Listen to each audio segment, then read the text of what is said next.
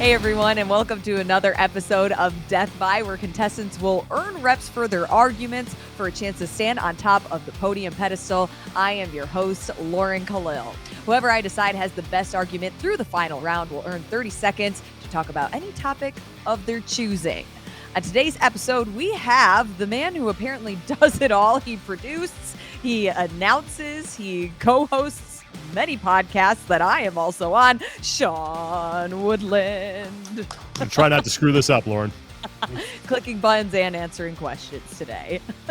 We also have two-time Affiliate Cup champion and seminar staff head trainer, just finished probably a gnarly workout, James Hobart. And games athlete, both team and individual, Tim Paulson. Let's play Death By.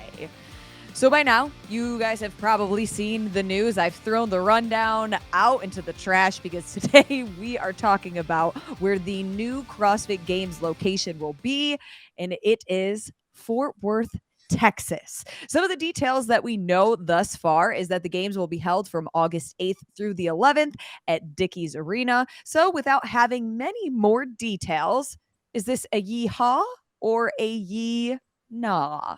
James, I'm going to let you tackle this one first. Oh, man. I think it's a yeehaw for sure. And one of the reasons I think it is because it's still a place where a lot of people domestically in the U.S., no international crowd might not love this, can still get to, I think, relatively easily. It's a new venue, which I think is always exciting to see what new programming elements they're able to throw in there. And as far as temperature, Texas gets hot.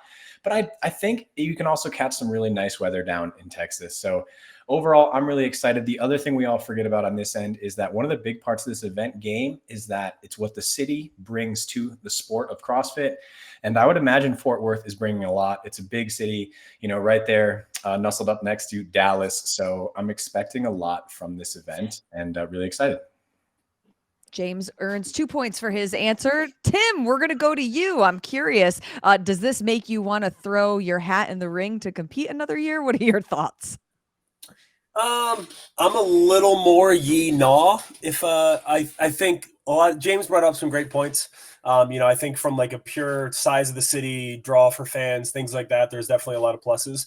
But just from like the pure athlete side of things, being outside is such a key piece of the CrossFit Games, like being on the field, being on the trails, doing lake swims, all this stuff.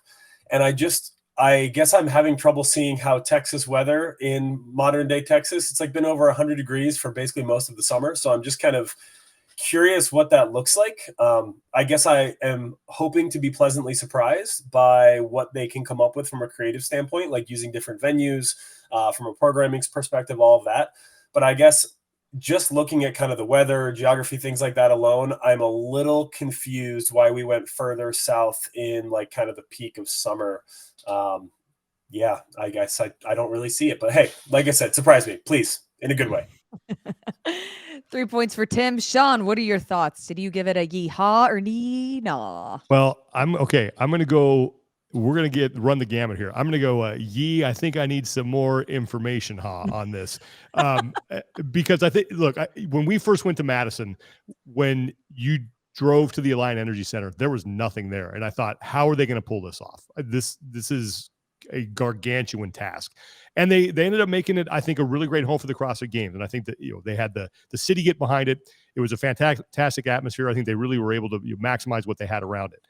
I don't know what's around Dickies Arena in Fort Worth. Now, I'm encouraged that it looks like it's a little more state of the art, which means it'd be better to put on a broadcast.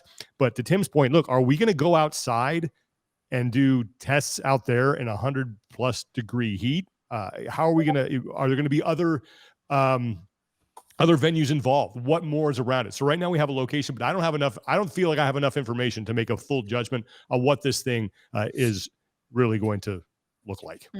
2 points for you, Sean, but I'm kind of with you. I want more information. I think one of the things that really stood out to me was just looking at the dates. Right off the bat, it's already a condensed CrossFit Games. Any thoughts on that, again, without having all of the details to anyone? Rumors, no comment. Yeah, there's a lot of rumors out there, and I think like I'll say this. I'm very confident this is the first of many announcements that are going to be made regarding what the 2024 games are going to look like. I would agree with that. Mm-hmm. James, have you been able to? Yes, that is cryptic enough. We'll let everybody go in the comments with their thoughts on that one. It's like the Chappelle Show. I plead the fifth. Yeah. James, have you been out to the facility or the area? Any idea of what's kind of around there for potential to have outdoor events planned, kind of as Tim was alluding to? Yeah, I actually have not been down to the area. I've been down to Fort Worth a couple times. I know outside of the city, there's like an entire like Fort Worth nature refuge. There's some lakes around there. So there's definitely stuff outside the city. It's a big footprint. So maybe I have to get a little further outside the city. And I take back what I said. I had read the temperatures wrong. I only looked at it's the low range is down to 76. So, hey, but they'll get creative with this. And I'm hoping, it's funny because Tim said if they don't go to the mountains, last podcast, you were like, if they don't go to the mountains, I'm not going to the games. In my head, I was like, well, Tim's not going to the games. Tim's out. But, maybe they'll do more of the daytime events inside and get people outside for the nighttime. So I have not been down to the event. And similarly, definitely want to hear more. Okay.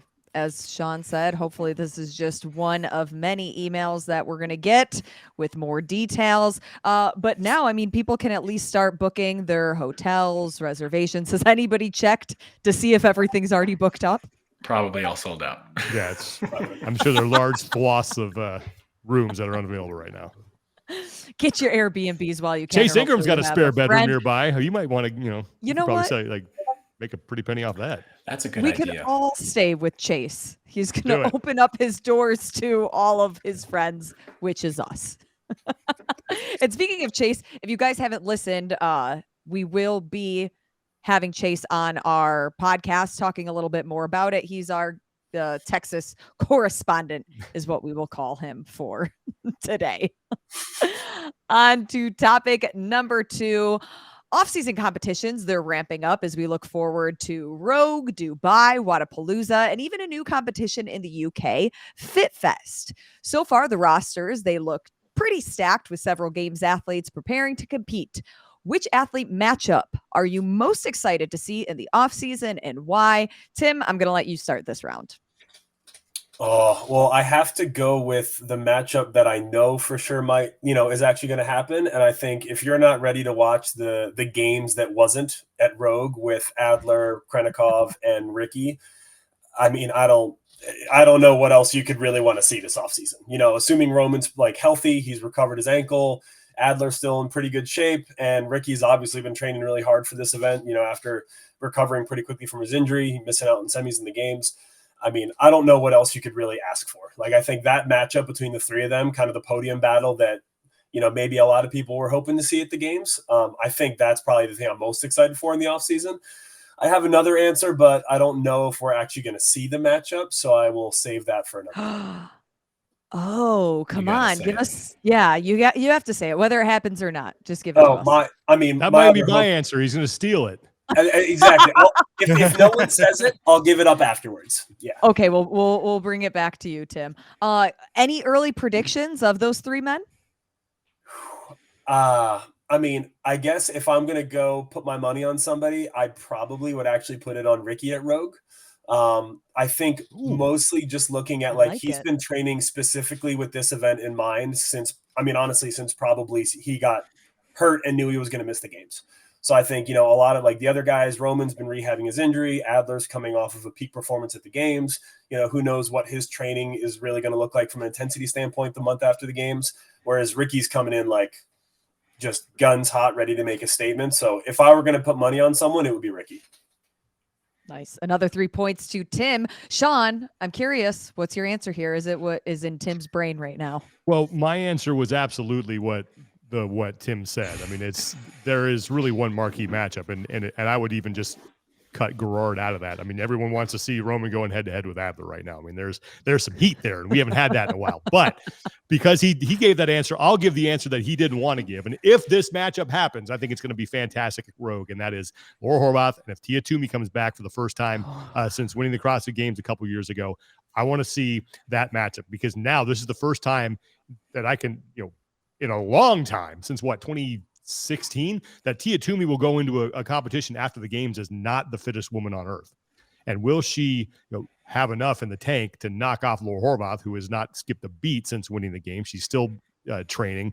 I want to see where Tia is right now. I mean, having given birth in May, and she's already going to compete at a high level competition. And what if she wins? What does that set us up for next season at the games? And what if Laura wins? Now there's even more drama. So if Tia shows up and we get that matchup, regardless of how this turns out, win-win for everybody. Yeah, I agree with you, Sean. I think that regardless of the outcome, if Tia gets that final invite to Rogue, whether Tia wins or Laura wins or somebody else, I think that it is one of the biggest off-season storylines. I'm going to give you 5 points for that one, Sean. Nice. Whoa, I should have said the answer. You had the opportunity, Tim. I teed it up for you. I didn't want to steal his thunder. Thank you for being nice.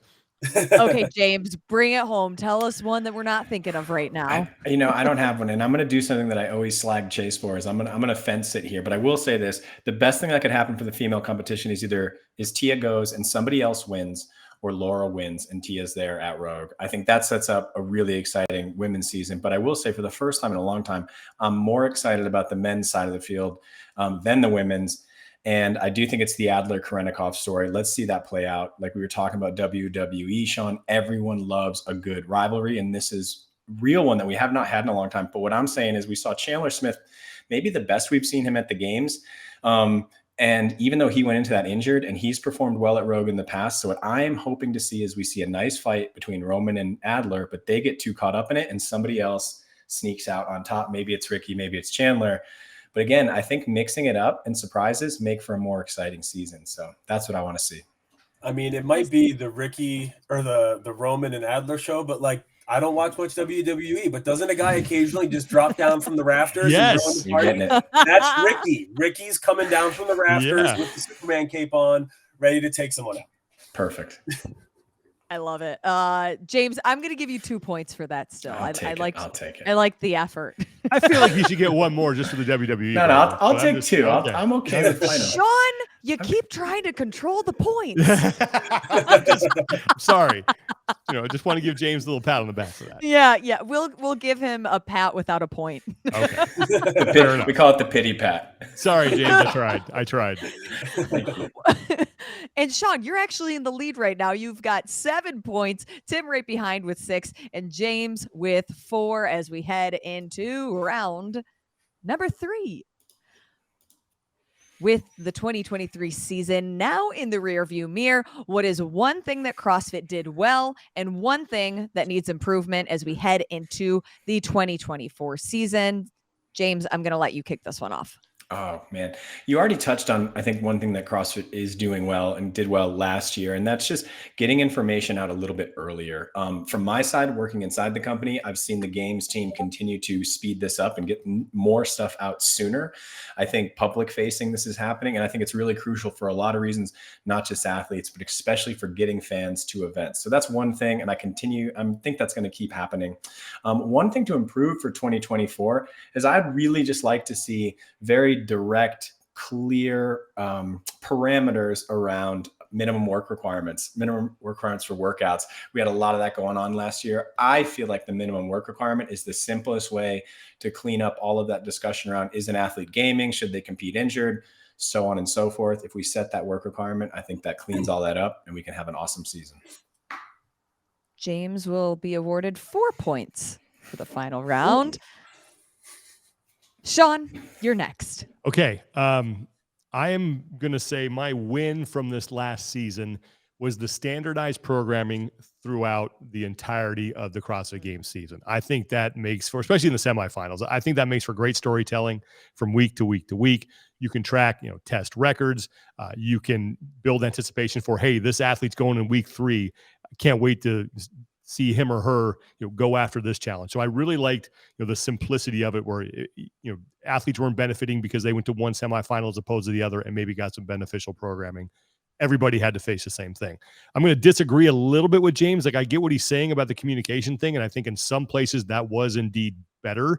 But I think overall, especially as we get closer to the games, that's where it needs to improve. I mean, the fact that no one knew what the age group adaptive and teenage coverage was going to look like until they actually turned it on, I think was a big disservice to the community. That needed to be communicated way early, and there needed to be some accountability for that before we even got to Madison. And I would like to see that kind of thing improve as we move forward.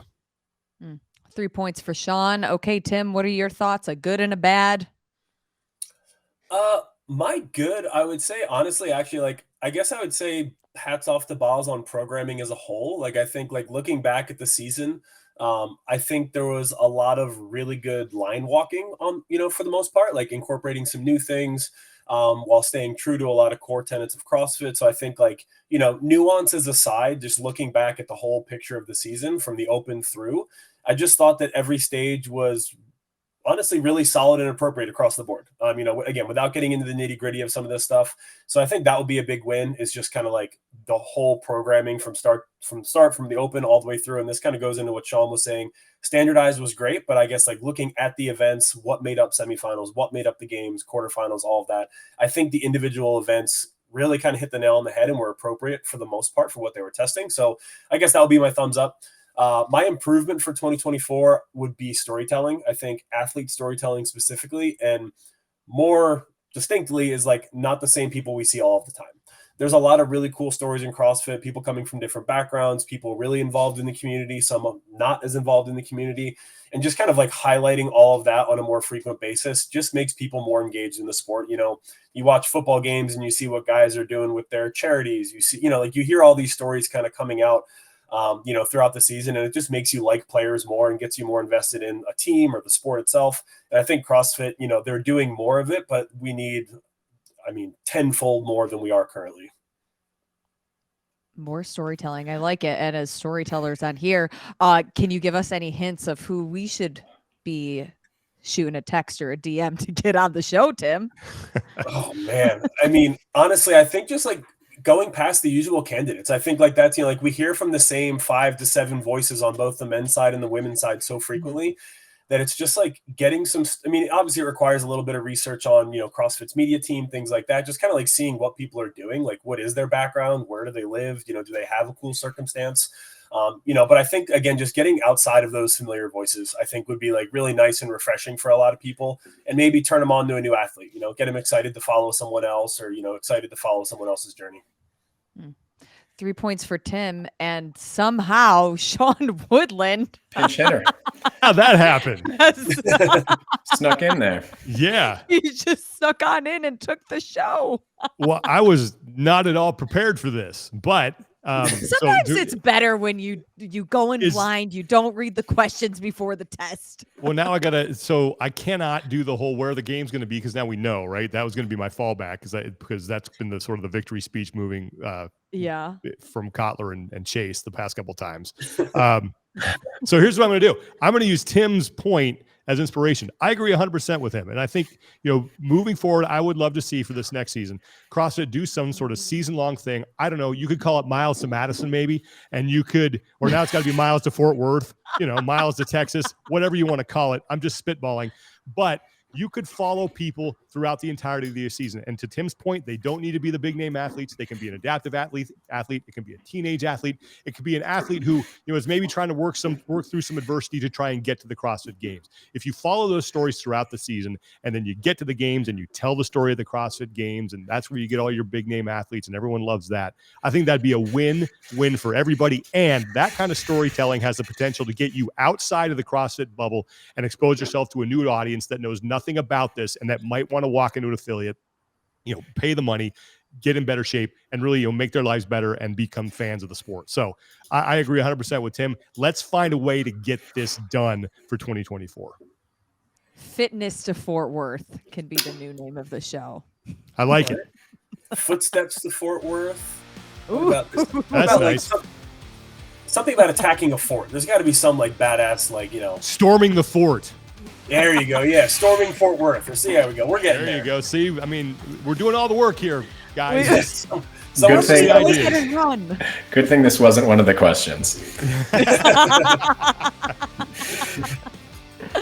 Well, James, Tim, Sean, thank you guys so much for being on another episode of Death By. Make sure to like, subscribe. Also, you can become a Patreon and watch this live as we do it before all of the fun little edits, music, all that good stuff is put in. And until then, we'll see you next time.